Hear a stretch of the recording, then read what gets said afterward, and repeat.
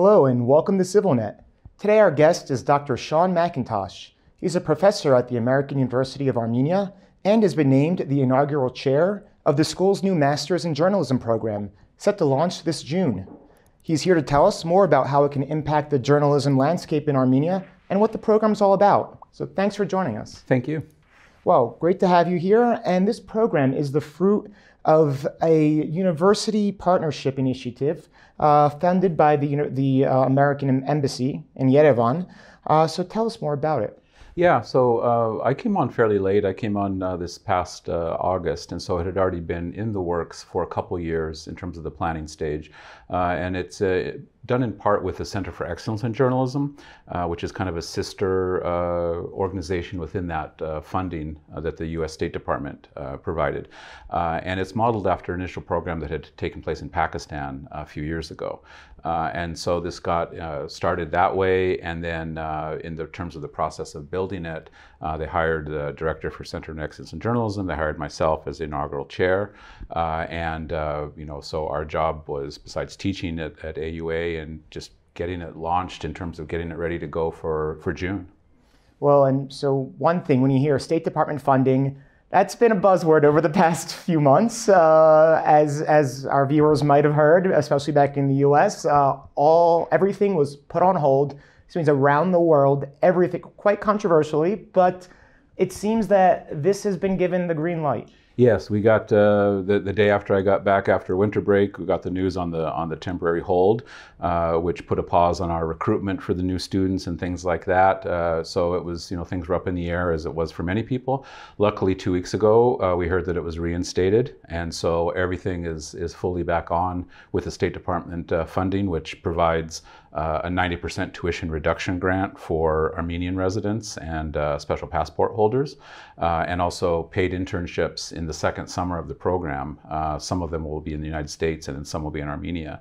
But the grant funding provides that, as well as equipment and things like that too. Oh, well, that's something that's really worth highlighting, because this is a real opportunity. It's not just paying into an expensive program, it's 90% off. Yes, exactly. I mean, it's a huge reduction. It's already it's a good price even for international students, which are also able to apply, but especially for Armenian residents. And part of the funding is trying to get a real emphasis on journalists and students in the regions too, trying to encourage people from the regions to come to the program.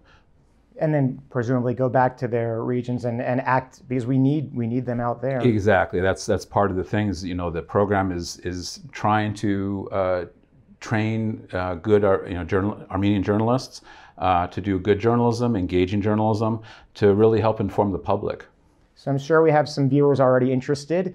Tell them about the curriculum that they'll be having when they go there. Yeah, the curriculum was designed in a really interesting way, based on several models that various graduate schools do. Some of the best graduate schools in the United States: Columbia University, my alma mater, Syracuse University, Northwestern, some of the best graduate schools that have a very hands-on, practical approach to journalism. So you're not just learning theory like you're going into academia. You're learning how to tell stories, how to report, how to interview, how to use the new technologies at our disposal. So how to use audio, how to use video, and when is it the best way to tell stories like that with the different media. My own research areas have been into some of the new storytelling, emerging technologies, VR and AR and things like that. So looking at some of those kinds of possibilities too. So the program is an MA in multiplatform journalism. So that focus on using other platforms and learning how to tell stories through audio, with video, online, things like that, is really baked into it. So students in the first summer will be doing intro to news writing course and also intro to digital skills. So learning basics on digital security and things like that, how to keep yourself safe. And one of the nice things about the program too is you don't have to have a journalism background to start it. You'll be learning, if you don't have journalism background, you'll be learning from the ground up. If you do, you have a little bit of a head start on things, which is nice. In the fall, there's a multimedia journalism course, which again will be building more on doing TV journalism, field reporting, video, audio. And then in the spring, there's a part 2 of that, which gets into some of the newer technologies, drones and VR and AR and some of that kind of stuff. And then we have data journalism in the fall. So students will be learning how to tell stories using data journalism, how to find good stories through data, how to do data visualization, things like that. So again, using multimedia tools. There's also a course on kind of the democracy and the role of journalism. And then there's also an AUA newsroom course, both semesters in the fall and the spring, where students will be able to work on stories that they were developing in classes in a simulated newsroom environment. And ideally, we hope students can even get stories published while they're in school, right? And building these contacts.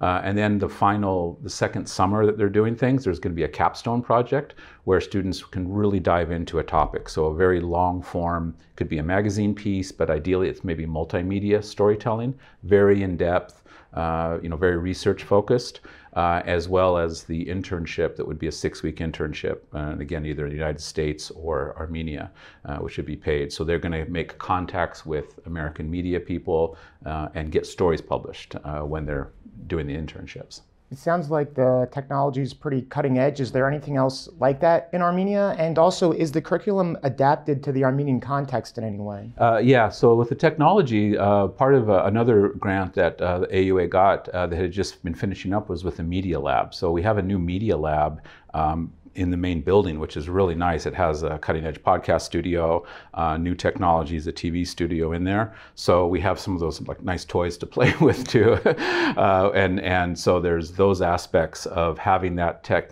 again, the technologies there, new cameras, new audio equipment, all kinds of things like that. So the technology being baked in is a natural thing. Students can get that. And then as far as the Armenian context, that was something that also impressed me when I started, is there are a couple classes that are offered in other departments at AUA. So for example, Armenian politics, Armenian society, covering conflicts. So for example, how to deal with trauma, not only when you're interviewing, let's say, trauma victims, which could of course be conflict zones, natural disasters, but even, let's say, domestic abuse or things like that. So how do you do interviews without re-victimizing victims? Well, something that just reminds you of something very interesting I read about how the journalists in Armenia are also, dealing with some of that as well. I mean, reporting on, we've had ethnic cleansing and so many other difficult things. So that's such a vital thing that they haven't been getting enough worked on. Exactly. And that's the flip side of the trauma reporting. And that's something that my colleague Shawn McIntosh, who's the director of the Center for Excellence in Journalism, we've been hearing from Armenian journalists as we've been going to newsrooms and talking to people, introducing the center, introducing the master's program, that this need for trauma, not only how do you report on trauma, but how do you deal with trauma that you're encountering? Because America's getting better at it, but newsrooms in America haven't been very good about it traditionally either. It's for some reason they tend not to think of the fact that you're covering these very traumatic events, you're seeing death, you're seeing tragedy, that it somehow doesn't affect you just because you're reporting on it. And that's not true at all. Of course it affects you.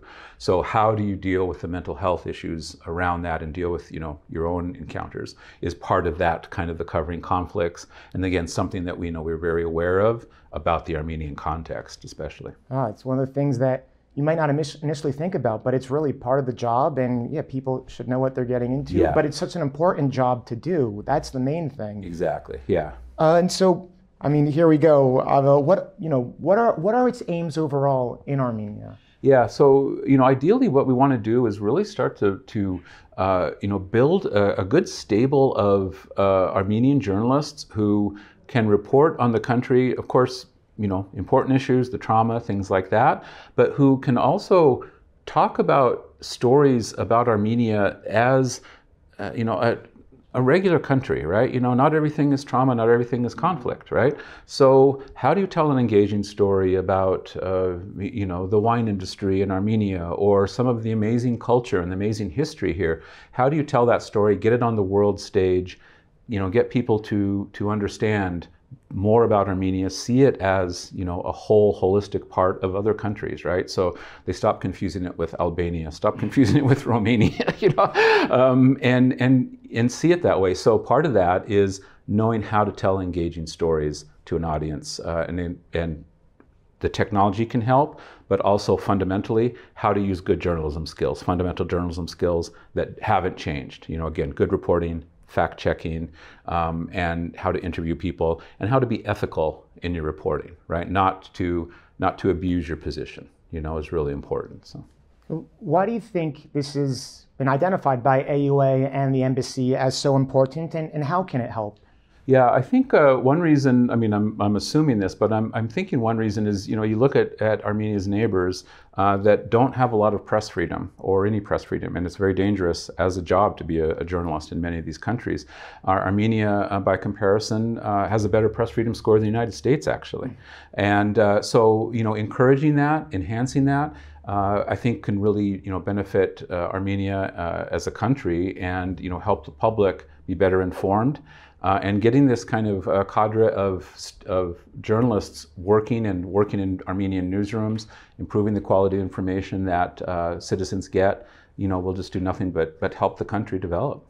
You know, we're in an age of fake news, which is only getting worse, and so we need those people that can sort through this and tell us, you know, which way is which, and also, like you said, there's, you know, the press has become psyops in some ways, where we have our neighbors throwing bad news at us constantly, and unfortunately some of the people here just jump on that, and we do need to take back our story, you know, telling our story as Armenians, and that it's not all about bad stuff, it's not all trauma, just like you said. Right. So yeah, exactly right. You know, it's you know, that aspect, and the role that artificial intelligence is playing in the newsrooms. You know, how much is okay to use? Should you use it? Should you not use it? These are all really big questions, you know, with the whole information environment that we have today in the digital media environment. You know, it's a very revolutionary time. It's an exciting time, and decisions we make can really affect people going into the future. You know, so it's very important to be aware of that and to acknowledge that. Well, this is a really dynamic time to get into the news business. Anyone out there who's interested, deadline is March 31st, so it's coming up really soon. But I let AUA know of your interest, and maybe you'll be here. Yeah, great. I encourage anybody to sign up and ask questions. We have the website, and you know, happy to talk to anybody who's interested. Well, thank you, Dr. McIntosh, for joining us. Really appreciate it. Thank you. And thank you for following CivilNet.